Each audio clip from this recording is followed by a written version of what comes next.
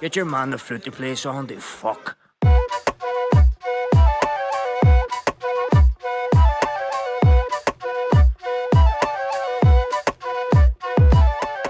Diagwich everyone, Kajima Tashiv, and welcome back to episode number 91 of the Inline G Flute Podcast with me, your host, motherfucking Inline G.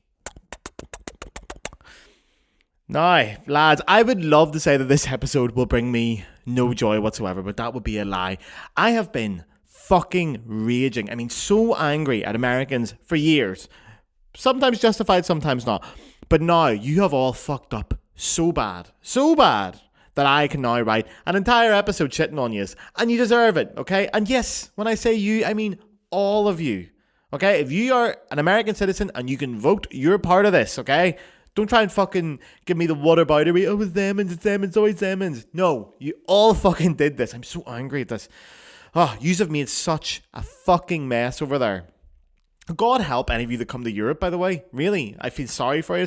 Do you know, I was in Dublin for St. Patrick's weekend, 2 weeks ago there, for a stag do, and one of the nights we went to a comedy club, and you go to the comedy club and you got an MC, and they're like, oh, anyone not Irish in for St. Patrick's weekend? Woo! Any English in? A couple of people go, woo! And then obviously being Ireland, the crowd goes, boo! Classic joke. Oh, you're English, boo! Boo! Thumbs, boo! Gunjum! But then the MC, she went, any Americans in for St. Patrick's Day? And obviously, yeah. And then I heard, boo. And I'd never fucking heard that in my life before. Americans openly being booed. Normally, okay, we don't like them. We all know we don't like them, but we tolerate you because you bring over all your money, because you get paid way too fucking much money over there. And when you bring it to Europe, we'll eat it all up. We love your lovely, lovely dollars. And Dublin was crawling in Americans, and even all my friends, we all agreed the minute we heard an American accent, you were like, fuck them. Absolutely fuck them. They're having the same effect that the English have on us, where before we even know who they are or what they do, we hear the accent and just go, do you know what? Fuck you. We're done. The last 3 months have been such a shit show. You guys have no idea how bad it is because you're in your fucking bubble. Now, I don't want to hear this either of like, oh, but Europe's the same. You guys have all that. Yes, there is the rise of the far right and far right populism in Europe. It is not the fucking same. In Germany, we have the rise of the AfD or the AfD, Alternative für Deutschland, hard right party. Okay, in France, you got Marine Le Pen doing scary things, and in the UK, you've got the Conservative Party or Nigel Farage. Now, all these people, fucking awful bastards, right? But at least they are educated, intelligent, career politicians. Okay, albeit fucking cunts. But they're still intelligent, educated people. That is not what happened in America. You elected a fucking reality TV star.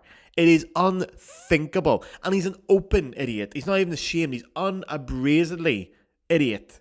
It is fucking unbelievable what is going on. Every time I turn on the news, I'm like, oh God, this can't be it. This can't be real. This cannot be real. And Americans, I'm sorry, and I'm addressing you directly because this podcast listenership is by the vast majority American now. You need to get out of your fucking bubble. You really need to. I am astonished how closed-minded and uneducated people are over there.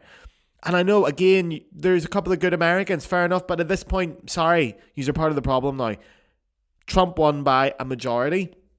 He shouldn't have got more than a fucking couple of hundred fucking stupid votes. And then, you're all part of this. I'm sorry. You're all part of this. You're all in some way to blame. Okay, you have to take credit for this. Now, I'm also shocked at how uneducated you are with classical music. Because as classical musicians, you have to remember, the entire art form in the USA is immigrated. It's the result of immigration. It's imported. It's not yours, and it will never be yours. You are not the best at it. It's kind of like soccer, okay? The whole world loves soccer. We're all great at it. We're fucking great. And America's shite. Okay? We brought it to you, and you just can't fucking do it. But you think you're better than everyone else, but you're not. Classical music's the same. America is not leading the world in classical music, nor will it ever. It is a European art form that the Americans have bastardized. But you should know that. You're playing, if you're a classical musician, you're making your career of doing classical music, an imported art form, an immigration art form. That's what America always was for us. Like me as an Irish person especially, America was the melting pot. We all went over there. A lot of Irish people went over after the Great Hunger. And they went over there, they brought their cultures, they brought their customs, they worked hard, and they went in with the Italians, with the Greeks, with the Africans, with the Asians. Anyone who was over there, it was just all of us went to America, we got stuck in together, and we did our thing. And that was the melting pot. We brought our fucking cultures and our ways together. It was gorgeous. For Irish people still, America represents that, although the last 3 months, it's a little bit different now.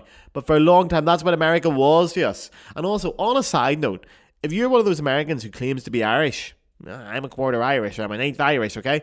Because I saw them all over my fucking For You page during St. Patrick's weekend in Chicago when they fucking dye the river green, lads.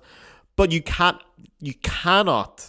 just cannot claim any kind of Irish ancestry or any kind of Irish heritage or culture and support Israel. You just can't fucking do it, lads. That's just not on. Ireland is the most pro-Palestine nation in the Western world for a very obvious reason. If you read one bit of fucking Irish history, you'll see why. So do not claim any Irish heritage if you want to be pro-Israel. Fuck off. We don't want you. Alright? And if you're proud of your Irish heritage and you are going to help the Palestinian cause, great. We'd love to have you. We'd love to see people being proud of their identity.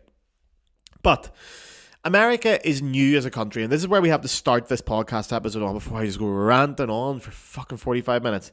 America is a new country. It was officially established in 1776. Now, for Americans, you're going, that's a long time ago. For Europeans, this is fucking stupid that your country only started in 1776. It's wild. Put that into perspective. Haydn, Handel, Bach, Mozart, Beethoven, they were all born before America was. Like, that's fucking insane. These composers were born before America was. We already had hundreds and thousands of years of culture and history here as European nations before you guys even existed. There's a pub in Belfast, for fuck's sake, one of my favourite pubs called White's. It was founded in 1630. White's pub was founded in 1630. That means people in Belfast were drinking pints for 146 years before your country even fucking existed. You are a baby country. You're a new country. Now, on a serious note, America, in my opinion, is too young for two things, okay? Number one, you do not have your own culture, and that's a good thing. It is. Your culture, if anything, is a mixture of other cultures. But when we think of American culture, we think of fucking hamburgers and Bruce Springsteen and musical theatre and all that shite, okay? Every single thing that someone considers to be quintessentially American has its roots in European or African immigration. Every fucking one of them. Okay? And number two, more importantly, America is too young as a nation to have a collective memory of authoritarianism. And this is very, very important because I don't think you guys realize, one, how bad the situation can get, and two, how fucking quickly it's happening over there. It's coming for you. It really is. And as artists, we have a duty to voice our disapproval, and we have to protest. You just fucking have to. That's what artists do. That's what we've learned in Europe over the years. Artists protest against these kind of things. This is what art is for. I bitch on this podcast all the time saying we just play wee instruments for a living. It doesn't matter. And it, for the majority of time, does not matter. It is a hobby for most people to go and watch us, at best. Not now, okay? When you're using your art for political activism, it can change the world. That's when you have to stand up and be counted, okay? This is our fucking moment, lads. Now, doing nothing, by the way, doing fuck all about this situation in America is tacit approval. You may as well just fucking lick Trump's hole. You may as well. So today, in this podcast, there is a structure to it, believe it or not. We're going to be looking at why authoritarianism is the reality in America. Undoubtedly so. We're going to look at what the word woke actually means, especially in the context of classical music and flute playing. Very, very important. And then we're going to be looking at an extensive list of examples from the flute community about what's going on in Trump's America right now. So, before we get into this, to my American listeners, if you voted for Donald Trump in either of the elections, just fuck off. Turn the podcast off, go listen to something else, go listen to fucking Joe Rogan. Fuck off. I'm not even in the mood to have a political argument with you. There's no such thing as a political argument. At this point, it is common fucking sense. This is not the podcast for you. If you're a Trump voter, fuck off. Just go. Alright? Don't talk to me at NFA. Don't come near me. I don't even want to end. It's ridiculous. Just off you fuck. Now, to my non-American listeners, I swear, I really swear, I swear over Georgie Best's head, God rest his soul, I am not making any of what I'm about to say up. Everything I'm saying here is true. I have researched, I've fact-checked, I've talked to people. like a lot of you guys, I'm sure, I don't give a fuck about the US. I don't look at US politics. I don't really care. You can't avoid some of it, but I don't give a fuck what's going on over there. I see something about the US, I just scroll past it. This episode, I actually had to research, and oh my god, I thought it was bad. I didn't know it was this bad. I was fucking aghast reading on what's going on in the US. So, I'm not making it up, I promise. Wait till you hear what I've got to say. So, lads, let's get stuck in. Before we do anything, we're going to get our ducks in a row. So, we need some definitions. I love a definition in this podcast, and I know Americans love definitions because you live and die by them. So, I've already thrown the word authoritarianism about a lot today. Let's find out exactly what it means, because we have to be careful. There are plenty of definitions you can go and look up, okay? And I've spoken on this podcast before. There are different definitions. There are different dictionaries, different sources. They're generally the same, but you have to look at them all and get a general idea. Words are not quite as simple as you think they are. It's not just, oh, it's in the dictionary, therefore it means that. There are discrepancies between dictionaries, okay? It's very important. But the general idea is favouring or enforcing strict obedience to authority at the expense of personal freedom. Okay? Now, this is the opposite to democracy. They are opposites. The opposite of democracy. Democracy is control of an organisation or group by the majority of its members. So democracy means most people vote for it. The more people they are, the majority of the people get the say in what's going on. Authoritarianism is the opposite. All the power goes to one straight place, and that is tried to be enforced purely by the obedience to authority in itself. They're opposites of each other. Now, definitions are fine, but there was a piece of leading literature on the subject quite a while ago in 1967 by a German-Spanish political scientist called Juan Linz. Now, he wrote a book called An Authoritarian Regime, Spain, talking about a lot of the things that happened in Spain's history and in the Spanish government. Now, in that, he outlines the 4 qualities needed to constitute authoritarianism. Okay? So, number 1, it is limited political pluralism. So restricting the opposition, restricting the media, or dissenting voices. So it's making sure you're the only ones really there. That's number 1. Number 2, low political mobilization. So you're discouraging political engagement or activism outside of state-approved channels. So if you want to do protests, you want to do all that kind of stuff, it's fine if you do it with our way. Okay, essentially censoring freedom of speech. Ill-defined leadership boundaries is number 3. That is where the power is often personalist or personalized without clear institutional checks. So what the leader or what leaders do in general, it's very fluid. It moves about a lot in authoritarianism. They don't have defined roles and they move about a lot. They take on what they fancy. And the last one, predictability in governance. So policy is controlled by the leadership rather than democratic institutions. Now, I will say Trump, although he is not yet fully authoritarian, his administration is lining up more and more and more with authoritarian values. So let's look at those 4 examples and see how they're going on. Limited political pluralism was the first one. Trump has repeatedly attacked the media as the enemy of the people. We see him. He'll say, what newspaper are you from? What publication? Fuck you. Not talking to you. Blah, blah, blah. And he has pressured the Justice Department to investigate opponents and encourage voter suppression efforts. We all know what happened at the Capitol as well. So, his rhetoric and actions suggest a desire to weaken democratic institutions that hold him accountable. So, number 1, check. Number 2, low political mobilization. Now, this one is a little bit less applicable for Trump at the minute because Trump's political movement does really focus on mobilizing voters. However, he has tried to undermine big protests, BLM being a massive example of that, and he's tried to delegitimize votes that don't favour him, particularly in urban areas. And there was also the scandals about votes with regards to people who were dead were voting, postal votes, etc., etc. Now, number 3, ill-defined leadership boundaries. This is a big one. Trump has shown a pattern of disregarding institutional norms, particularly in challenging the results of the 2020 election and suggesting he should have unchecked executive power. And he's made this very, very clear. The current situation with the Kennedy Center is a perfect example, and we're going to get onto that a lot today. That's an institution that receives federal funding, but has long been sort of accepted by both Democrats and Republicans to be allowed to do its own thing. It's sort of bipartisan. It's free of intervention from political bodies. That's not the case of what's going on there. Trump has suddenly taken over that place. That is an ill-defined leadership role. That is not what the president is meant to do. The president's role is laid out. Now, it's not against the rules, but there was customs and norms set up by every previous administration that says this is what we do. This is the way our country is run. And Trump's not doing it. And number 4, predictability in governance.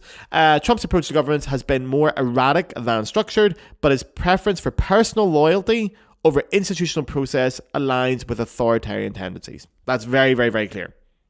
Now, next up, with authoritarianism, there are 2 types of authoritarianism. Very, very important to note. There's autocratic authoritarianism and oligarchic authoritarianism. Now, autocratic is absolute power held by the head of state. An example of that is Nazi Germany, where the absolute power was held by the Chancellor, in that time, Hitler.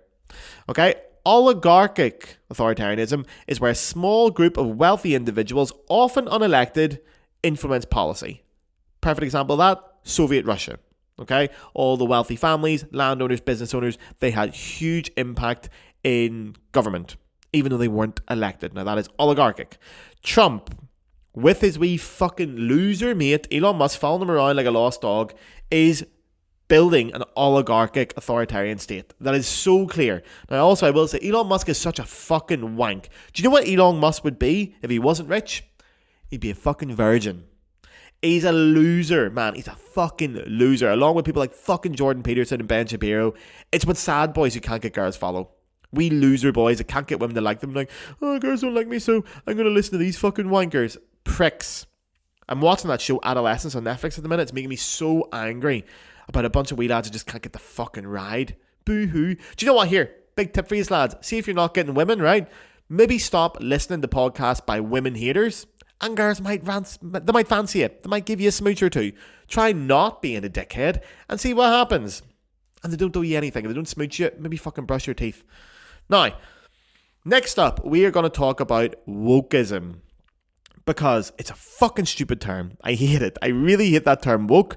But it's here to stay. So I may as well live with it. And we're going to have to talk about it. So, and I know we haven't got much on the music yet, lads. But this is so important that we talk about this. And we get this absolutely nailed on.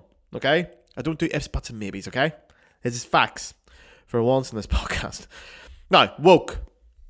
The term woke has been used in the black community in the United States since the 1930s. It's part of their vernacular. So there is a black vernacular that's used. We all know it. We're all familiar with it. It's an adaptation of the language. It's not quite as far as a dialect, but it's on the lines. Okay? So it's the conversational tools and expressions that black people have traditionally used in America to communicate with each other.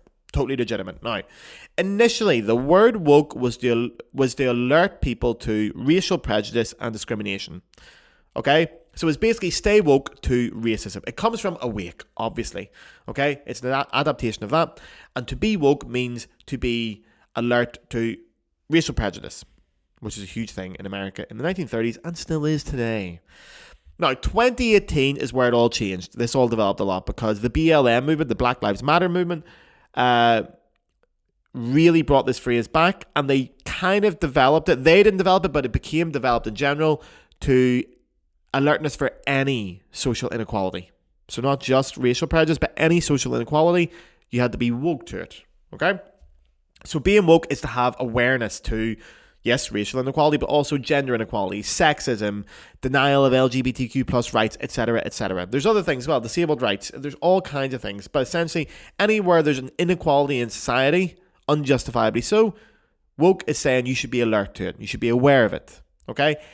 It's a fucking good thing. To be woke is a good thing. I honestly don't understand how or when this got hijacked to mean something negative. Woke is a fucking good thing. It means to be aware. It means to be empathetic and kind to your fellow human beings. I don't know when the fuck it got hijacked, and it's driving me mad. But do you know what? I'm glad it did get hijacked. I really am, because it's like the word Fenian. We're taking it back.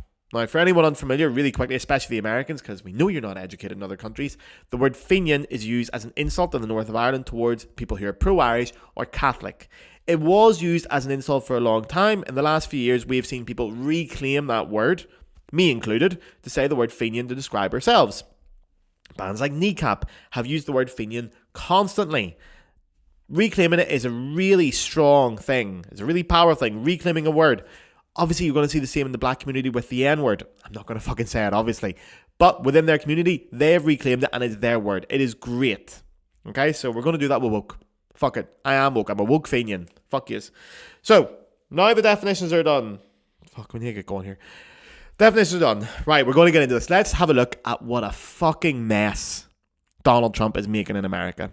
So, as classical musicians, there's only one obvious place to start. It is the Kennedy Center. Now, one of the signs of an authoritarian regime, as our friend Juan pointed out, is ill-defined leadership boundaries. Now, for the Kennedy Center, this is the big one Trump has done on the arts. So, generally speaking, in the US, most performing venues, institutions, anything within the performance arts are privately funded or majorly privately funded. Maybe the bigger orchestras and bigger scenes will have some city funding, but generally it comes from private donors. That's very American, okay? That is not the way it is in Europe. That is stark contrast to the way things are in Europe, especially places like Germany, France, Italy, and Spain. Basically everywhere, not including the United Kingdom, which is basically just going like America. It's a shithole. But yeah, the orchestras here get heavy state funding, like heavy. So they'll be funded by the state, they'll be funded by the city as well. They'll be funded by arts organisations, which also get their funding from the state.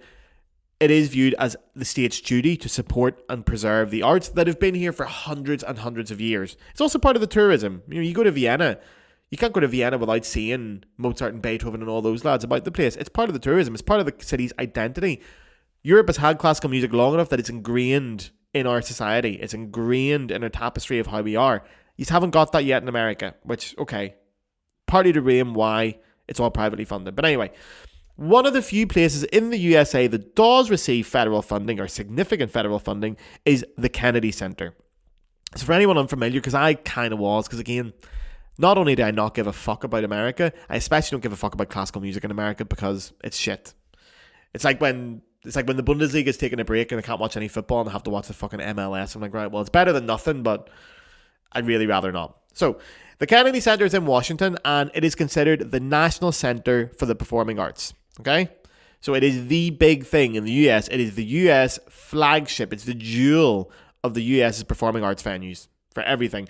It's a massive complex, like fucking insane. And it is incredible. Fair play to the Yanks. They've done that well. It's got 3 massive big theatres in it. One is for concerts, one is for opera, and one is for theatre itself. And it has over 2,000 gigs a year. Which, when you break that down, we are talking, what, fucking 6 gigs a day? On average, just in around 5, 6 gigs a day? That's insane. And fucking everybody plays here. And everything is played here. Every type of music, every type of performance arts. And it's also home, of course, to an orchestra, the National Symphony Orchestra. Now, it always confuses me this because we have our own National Symphony Orchestra in Ireland who are probably better than the American one because although the National Symphony Orchestra is officially the National Orchestra of the United States, it is not the best. And we all know this, okay? There's the big 5 US orchestras. The National Symphony is not one of them, but it's not far behind. It's a very, very, very good orchestra. It's just not the level of, like, the New York Phil or the Cleveland or the LA Phil. It's not that level yet, okay? But it's still a good orchestra, which is strange because the National Orchestra, normally it's the best one, but that's America. Every other country, the national one is the best one because the state will fund it so you get better paid and you get better looked after and it attracts the best players, but that's not the case in America.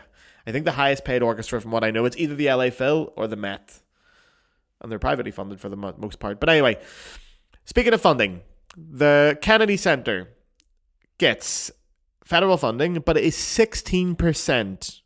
So its overall yearly budget is $268 million. 16% of that comes from the government, which overall, again, fuck all. Fuck all. In Europe, again, excluding the UK, funding for similar venues or institutions, it's often upwards of 80% from the government. So this is ridiculous that 16%, suddenly you feel like you own it. 16% is fuck all of a share. If you have 16% in a company, you don't get a say in it. But it's big for America. So Trump wants in. Now, traditionally, although it receives funding, it was accepted that the current administration, whatever administration is running America, they don't get involved in the running or programming of the Kennedy Center. In other words, there is artistic freedom separate from the state, as all art should be. Art should never be controlled by the state. And it negatively affects the state as well, and it affects the administration. Art should be left to do its own thing. It's one of the few things in the world that can be left at. There's plenty of art out there that I don't like, but we don't start censoring it. We do not put any kind of control into the government's hands to allow them to censor it. I have the same opinion, honestly. I have the same opinion when it comes to things like racist comedians or anti-Semitic comedians or any of those lads. I hate it, and I really don't want to see it, but I don't think it should be censored purely because who's going to censor it? Who do you put the control into? And how can you guarantee that them or their predecessors or whoever comes after them will not abuse that power? You can't put it into legislation. I think when it comes to art, it's a reflection of society. If a racist comedian is doing really well in society, the comedian's not the problem, society is the problem. What should happen is if you're telling racist jokes, people come out and go, that's not funny, I'm not coming to your concert anymore, and they disappear and nobody hears from them anymore. Okay? But anyway, art should be separate from the state entirely. Now, a couple of weeks ago, the big man himself changed all of that. So Trump has declared himself chairman and has replaced the entire board, more or less, at the Kennedy Center. Now, before Trump got in, let me explain how this works. The board of the Kennedy Center had people from various political backgrounds, and this is so important. The center itself was founded under a Republican president. There was actually Dwight Eisenhower. And then following a bill from a Democratic-led Congress. So a Republican president bringing through a Democratic bill to start the Kennedy Center. It was named after JFK, obviously John F. Kennedy, also famously a Democrat, which is mind-blowing. Sorry, I couldn't help myself. Mind-blowing, because of JFK in the head. What, too soon, is it? Anyway, right. The Kennedy Center was always famous for how bipartisan it was, which again is very unique in the United States. Traditionally, the board was appointed by the president, but it was always a mixture of like philanthropists and leaders in the cultural sector from all political aisles, especially in Washington, where you have these things going on. And they actually prided themselves on the fact that for years and years and years, the board was run where politics were left at the door. They went in and they could agree on things and then come back out. It's a rare example of how that works in the States, especially because the States is so divided in politics, and it is always one of two parties, two systems, that's it, red or blue.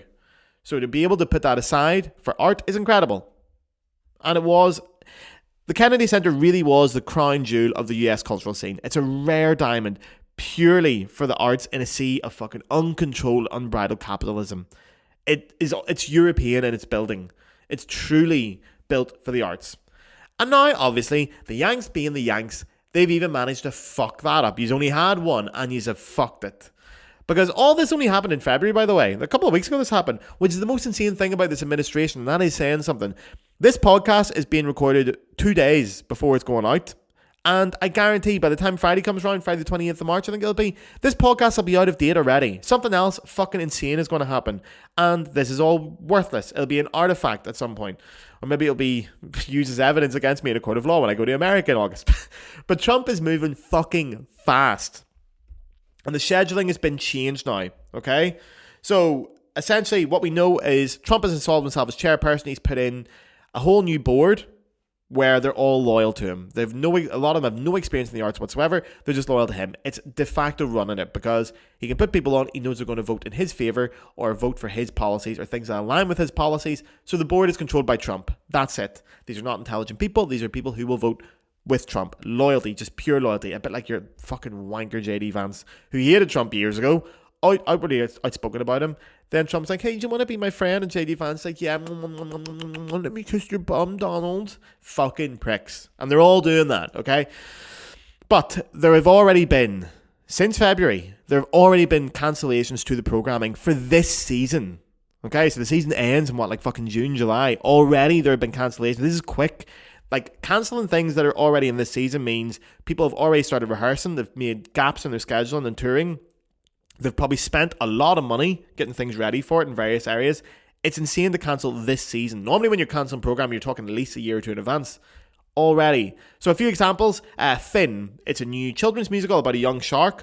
Now, I don't know much about this musical. Okay, it's brand new. But from what I understand, one of the quotes from one of the people in it said it was cancelled because it features sparkly boys. So we're assuming it's some kind of lighthearted or some kind of light allusion to homosexuality or bisexuality or something LGBTQ plus friendly. Trump's cancelled it. It's gone. Out. The Gay Men's Chorus of Washington was just removed from the website for a concert with the National Symphony Orchestra this season. The players weren't even told. It was just took off the website. They went in one day. One of them noticed they weren't there anymore. They weren't even given a fucking memo about it. They were just gone. The International Pride Orchestra from San Francisco, they got a cancellation notice. Just got a letter saying, sorry, you're not playing anymore. Go to fuck off. And again, these concerts were in the next few months. And not only have they cancelled concerts, Trump's administration have also promised new anti-woke concerts. Oh, God. If I roll my eyes anymore, I'm going to go fucking blind. So apparently Trump was quoted as saying, by the way, that he wants more non-woke musicals like Cats and Phantom of the Opera, which someone has to tell him something. Also, both those musicals, shite. But the one thing about this whole Kennedy Center that I've read that scares me the most, and for Americans, it seems to be the one you're all glazing over, which is insane to me. Richard Grenell is the new chief at the Kennedy Center, obviously a Trump loyalist. And he said there's going to be a big, huge celebration of the birth of Christ at Christmas. Now, this is a quote. He said, "How crazy is it to think that we're going to celebrate Christ at Christmas with a big traditional production to celebrate what we are all celebrating in the world during Christmas time, which is the birth of Christ." This is fucking terrifying, lads. This is terrifying. I hate, with a burning passion, American Christians, because you guys have really fucked Christianity for the rest of the world. In Europe, Christianity is still here. Obviously, it's deeply Catholic parts of Europe. Ireland, especially. We know all about Christianity there, especially in Belfast. But a lot of people in Europe hang on to it for tradition. Okay? So you don't go to church every week. You turn up for the big games. You don't go week in, week out. But you go to the cup finals. You go to the semi-finals. You know, the big games. 2-3 times a season. Easter, Christmas. You do it because your mum wants you to go, your granny wants you to go. You keep them happy. You know, you fucking say a prayer to St. Anthony when you've lost your phone. That's about it. All right? It's not really. It's a cultural thing more than it is an actual hardcore belief. American Christians are a different ballgame. They're fucking insane. All of them, even the ones that you guys think are moderate. I'm not even talking about those fucking Westboro Baptist weirdos. I'm talking about your average fucking white 40-something-year-old soccer mom who makes smoothies. They've lost their minds. They have lost their fucking minds.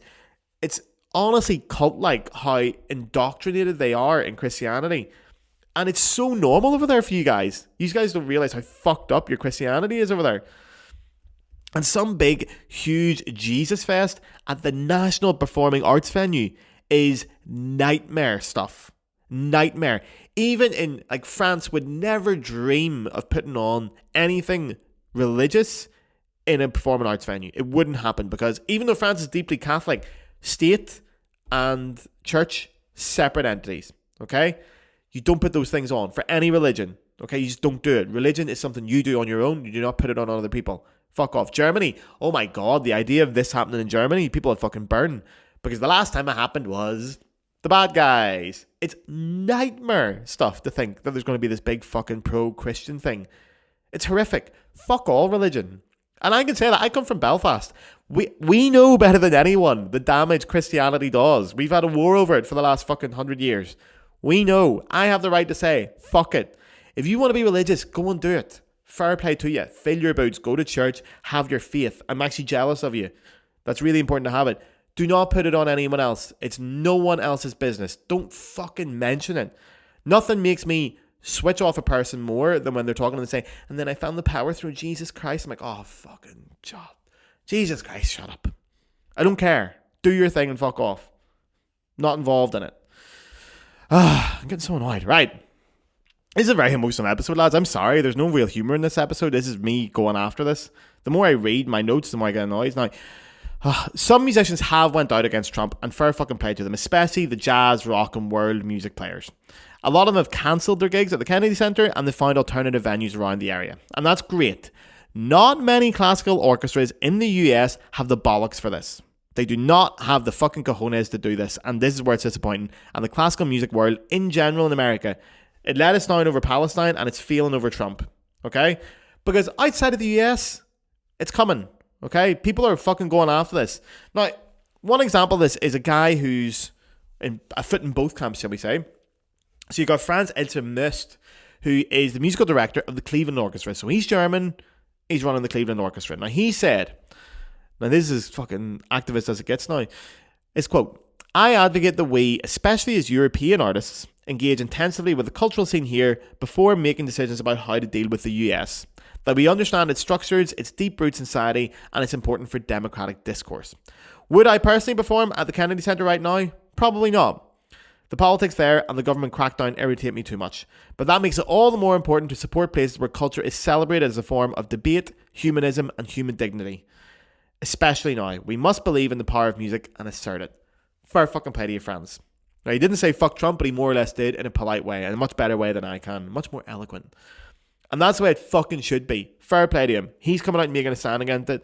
Marin Alsop, I saw, made a statement about it, a bit fucking wishy-washy, a bit like, I might not do it, I might do it. Oh, fucking grow up.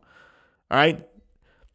Fucking top-level orchestras especially, your players are paid way too fucking much money. You do a job that does not matter in the world. This is your chance to actually fucking do something that matters instead of just playing your instruments. You actually get to make a statement here and do something. And honestly, most of the ones in the US are sitting on their arse, doing fuck all. They're too cushy with their money and their shitty jobs, and they're just walking on past it. Fuck them. Honestly, it's not enough, lads. You see what European orchestras do to protest anything here? In the US, you just wouldn't protest. You just love money too much. Zero morals. You will literally sell your morals out. Hamilton Theatre Show, they return. They've pulled the Kennedy Centre as part of the tour. So fucking fair play to them. And I will say, last fair play to anyone who was in the audience at the National Symphony Orchestra concert the other week, where they booed that fucking rat, J.D. Vance, and his evil witch of a wife. So when they turned up to the concert, just after Trump taking it over, they got a couple of boos in the audience. They're the people that matter. Fair play to the audience. The orchestra have no balls. The people in the audience do. Fair play. Now, lads, for me, as a man living in Germany, there's a very obvious parallel I'm drawn with all this. Now, I'm Irish, but I do live in Germany. I've been living here a long time. I love this country and I love my city very, very, very much. But the obvious parallel is Trump is like the Nazis. And I know we hear it all the time, but I'm telling you, as someone who lives in Germany, I'm educated in this. It's fucking scary. Especially now with what's going on in the Kennedy Center, it's going so much quicker. Hitler used classical music extensively as both a propaganda and an ideological enforcement. Now, also bear in mind, in the 1930s, classical music was the dominant music type in Germany. It was pop music of the time. It was the most influential music type, so it had a big role to play. So, for example, the Nazis had a list of approved composers, and it was people like Bruckner, Beethoven, and especially Richard Wagner. Because, okay, Wagner's operas are all based on these big pro-German myths and legends, which drives up national pride. But also, Richard Wagner was famously a massive anti-Semite, so it suited the Nazis well to have him. But you take people like Mendelssohn, Mahler, and Schoenberg, their music was banned because either they were Jewish or they had connection to Jewish people. Trump is doing the same thing here, okay? He's even proposed changing the awards that the Kennedy Center gives to posthumous awards. So instead of for living artists, to give them posthumously, to give people like Elvis and Pavarotti awards because, as he said, they're not woke. Now, that's a scary precedent to be saying that you're going to take your national arts institution and stop giving out awards to artists. That is censorship now, especially with how limited our chances are. To take away some modern musician's chance to win an award to give it to fucking Elvis, who doesn't give a fuck because he's brown bread, then it's very strange. It's not good. He's already made it clear that anything that isn't in line with his policies will not be performed at the Kennedy Center. You're not going to get to play at the national venue, okay? The Nazis, back in the day, for example, atonal music, they called it Entata Musik, which is degenerate music, essentially, is what it translates to. And not only did they ban it, but they also held events to vilify it and attack it. So far, Trump has openly vilified all the musicians who have went against him on various channels. Okay, and lastly, the Nazis placed music under state control. They had a brand new department invented when the Nazis came in called the Reichsmusikkammer, which was the German music chamber. And it was headed by none other than Joseph Goebbels, who was given full control over the arts. Okay? So, creating a government department to give one person unheard of power. Where have we heard that before? Elon fucking Musk. He's now heading up that dog shit thing, the Department of Government Efficiency, whatever the fuck you call it. You don't need to draw these parallels. They're obviously there. Okay? Now, there's some things the media haven't reported because they're probably scared to, but there's a lot more going on in Trump's America than we know with the classical arts. I've asked you guys out in the Flute World to tell me what you found. Troops on the ground. You guys are the front line, not the top level orchestras necessarily, but your average working musician. How has the Trump administration affected you? And it's only been there a couple of months. So we're going to give you your examples of that now. Also, is this episode going to get me detained trying to fly over to the NFA in August? Probably, yeah. But before all that happens, I need your ears for just one quick second. We're going to make this quick because we haven't got a huge amount of time. The Inline G podcast is free, and it'll always be free That is a motherfucking guarantee. But if you want to donate to the podcast, you can now do so through the Patreon. It is on the screen now. And for the audio listeners, the address is patreon.com/the Inline G Flute Podcast. Now, guys, it costs €5 a month or whatever that is in your currency. And with your donation, you're keeping the podcast alive. If you listen to this podcast, and especially if you listen every week, and you think, fuck, I really enjoyed that. That cost me nothing. 4 episodes a month. I'd buy Gareth a pint once a month to say thank you. If I saw him in a pub, do it virtually, okay? This podcast is the definition of a small independent podcast. I do everything around here. Every aspect. Audio production, video production, script writing, graphic design, marketing, you name it, I do it. This is a one-man band, okay? It's a lot of work, but I love it. I really love it. And also, sponsors will not come near this. The episode I'm doing right now, do you think a sponsor would fucking touch that? Not a chance. They make me not swear and they make me not talk about politics. There's no way a sponsor would go near this. So, I have you guys. If you donate to the Patreon, you will receive no extra episodes, okay? I really believe the podcast should be free for everyone. I want to make more episodes for the patrons, but that's not the way this podcast works. Everyone deserves it, because if you can't afford it, you deserve to still get it. So, I'm sorry, you won't get extra episodes, but you are supporting it. So it's basically, if you can afford to do it, you'll get some perks. Don't worry, I look after you, I ask you for opinion, but basically you're keeping it alive. I think it is so fucking cool that we have the biggest flute podcast in the world, and it is 100% listener funded. That is incredible. And the way the world is going at the minute with the classical arts, this podcast is surviving. I am not afraid to fucking call out anyone or anything. You guys putting the money in my pocket makes me do that. You're supporting me financially and letting me do this. You're paying me for my art. It's a wonderful thing. So thank you to all my patrons. I fucking love yous, especially the American ones, because God knows how hard it is right now for you to support the art. So well done. So if you can afford €5 a month, sign up on patreon.com. Don't do it on the Apple app. Go on your browser, Apple take a cut. If you can afford it. If you can't afford it, don't worry, you can keep listening for free. Someone who can't afford it will pay for you. Also, remember, when you sign up, you can jump out at any time. No weird costs. Now, stories about the Flute World. All names are obviously going to be removed here. Okay? Names of institutions, names of people, blah, blah, blah. Because I have a genuine, legit fear for their safety. But here's a couple of things that are going on in Trump's current America. First of all, we have a university flute professor talking about a spending freeze. So whilst normally professors at the university, this is quite common in US universities, they have a budget and they get a special card as well. They get a special card to say, there's your budget, there's your card, go buy whatever you need for your studio, for this. There's your purchases. The second Trump got elected, the university froze all spending because they had no fucking idea what they were going to do and they were worried about keeping the money. That is political instability of a wild level. That is insane that there's that much political instability. Now, they quote and saying, every purchase had to get extra pre-approvals, no matter how small. So the theatre department, for example, couldn't just go and buy some nails from Home Depot that they needed to build their set. They couldn't do that. In February, the university declared a hiring freeze. We're supposed to be searching for a new director of the School of Music right now. That's in limbo. However, the university did just hire 2 new athletics coaches, or sports coaches. So the hiring freeze does not apply to sports, apparently. But the arts definitely, because Trump isn't going after sports, is he? He loves sports. He's going after the arts. This is insane. Another story from a current student at a major US conservatoire, a major one. They say international students now have to carry their ID at all times, every fucking day on campus, because of US immigration officers now investigating students. That is so Nazi Germany, it's unbelievable. Having to carry your papers around all the time as a foreigner. Only the foreigners. Even the fucking white foreigners, even the Irish and the Canadians have to do it. Another story here. I play flute and whistle in an Irish band in a southern state. Read racist, uneducated, and a great divide between socioeconomic classes. And we are regularly surrounded by old white men, the country club crew. Lots of red hats there, and the commentary has been insufferable. I am a woman, I am Latina, and I work in the arts. Being surrounded by these Trump supporters while working is so triggering, but at the same time, I am dependent on the income of these gigs. It's so disheartening playing at those places and knowing that we live in a society where most people, worth their salt, really can't afford the extra luxury of a night out, and where they'd encounter music like me.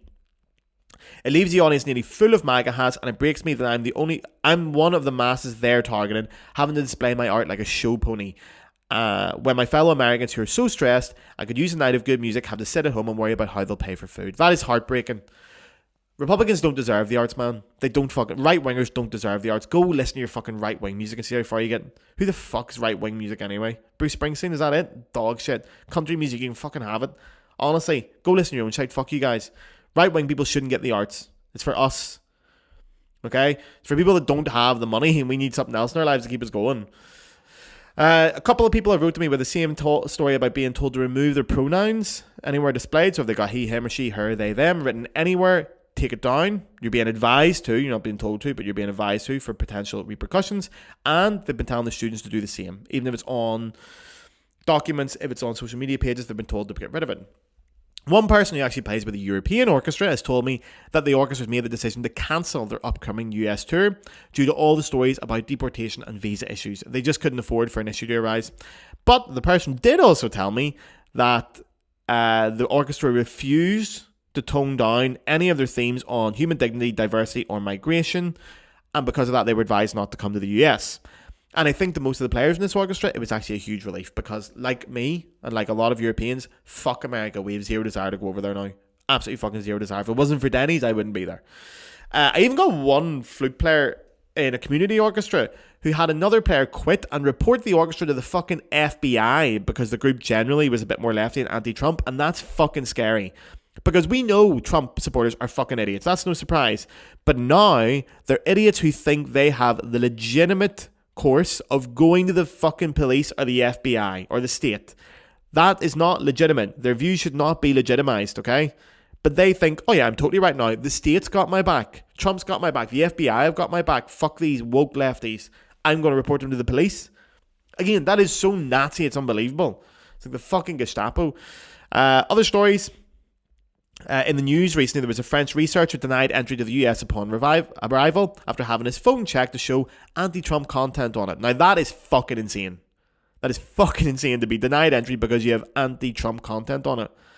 That is the opposite of free speech. How Americans think they have free speech is beyond me. If Trump really believed in his political views, he would welcome a challenge. He'd welcome an argument. But he doesn't. And he knows he's only got one leg to stand on, so he has to fucking censor everything. It's ridiculous. The deportation attempt within the states are rising. International students are getting deported for fuck all and on some very fucking flimsy evidence. Now, you might have saw the news recently about a pro-Palestine protester, Yun Seo Chung, 21-year-old Korean student with a green card, fully legally studying in the United States, was a victim of this. It seems to be a bit of a blitzkrieg tactic from Trump. Just round up everybody for the slightest thing and just hammer it onto the legal system. And then the legal system gets overwhelmed, can't handle it. That seems to be what's going on. Thank God I get to say this now, but there was a bit of good news. Yun Seo, a judge has ruled that she's done fuck all wrong and she can stay. And her lawyer, Ramzi Kassim, said, as of today, Yun Seo Chung no longer has to fear and live in fear of ICE, or Immigration and Customs Enforcement, coming to her doorstep and abducting her in the night. Now, that was a fear for her, bless her. It's not there anymore. They fucking won. And there is a tide turning. So maybe there's a bit of light here, lads. Again, 3 months. This is unbelievable. This all happened so quickly. So, what's the solution? Let's end this on semi-high. Firstly, I'm going to be in the US in August for NFA if I don't get denied entry, which after this podcast is very fucking likely. I mean, I constantly criticize Trump and America. I'm incredibly pro-Palestine, okay? And you can bet your fucking ass when I go to the NFA, I'll be wearing Palestine football shirts. I'll be wearing Palestine badges. So, let's be honest, I might not even get into the fucking country.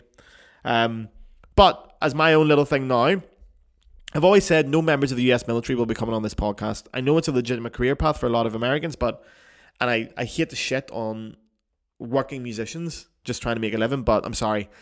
No US military people will be coming on this podcast. Maybe in a future administration I might reconsider it a little bit, but under this administration, no, not a fucking chance. I'm sorry. I'm just not giving it a voice. Anyone pro-Trump is not coming on this podcast. Anyone pro-Israel is not coming on this podcast. And to be honest, any American who won't go against Trump actively is not coming on this podcast. Europeans are different because they're all against Trump. But any American who won't actively stand up and say something against them, I'm not getting them on during NFA. Okay? Fuck them all. As I said, silence is approval. It's tacit approval. So, Europeans, if you're listening, stop buying American. Easy. I don't really anyway. I drink European sodas. As you can see here, I don't eat American food anymore. I eat European food or Asian food. I don't really consume American media, TV shows. I watch all the English ones now or the German ones.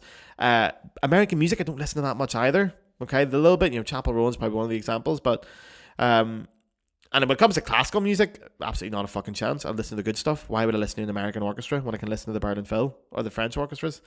I know some Americans are going to suffer from this and some artists are going to suffer from this, but again, I'm sorry, lads, fuck yous. This needs a big jolt. Now, it's too late. It's too late to start supporting American artists. Everyone in America has to be ignored until we get this sorted out. It's the only way to make Americans listen. It's too many knock-on effects. It's too late to be reasonable. This is ridiculous what's going on. Like, you should see how fucking quickly people protest in Germany against the rise of the AfD. Americans have done fuck all. These aren't protesting. These aren't doing anything. No one's making a stance against this. You're all just living your lives if it's fucking normal. So, I'm sorry, but boycott anything American for now. Anything. And as I said, for classical music, we won't miss them anyway. Now, for Americans, if you're listening, if you are an American, I am at a loss. I am honestly sorry I had to shit on you so much, because after my visit last year, I developed a love for a lot of you and your country and your Denny's and your Bud Light Lime. And it was great. And it really hurts me now that my semi-joking shitting on Americans thing has become genuine anger at that entire fucking country. But this is bad. I don't think you guys will understand how fucking awful this is to Europeans' eyes. Or to the rest of the world, it's only America that they think this is even close to being acceptable. Saying nothing is complicity. Okay, you need to go out there and be actively vocal against Trump. Your social media is a great start, but if you can't do that, for whatever reason, go out and support every local artist you can who's going against them, okay?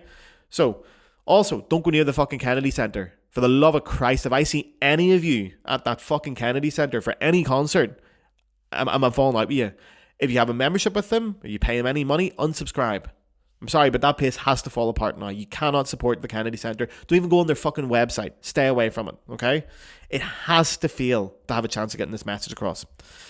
A few more things you can do. Support your local arts foundation. There's a couple of them out there. Fuck knows they need it now. Volunteers, boots on the ground. They need the arts to be... The arts can do something here, but you need to be out there doing it. Stay politically engaged, lads. Please, for the love of fuck. I know it's not nice, but you have to. You have to stay... You have to be reading the news. You have to be going to meetings. You have to go to protests.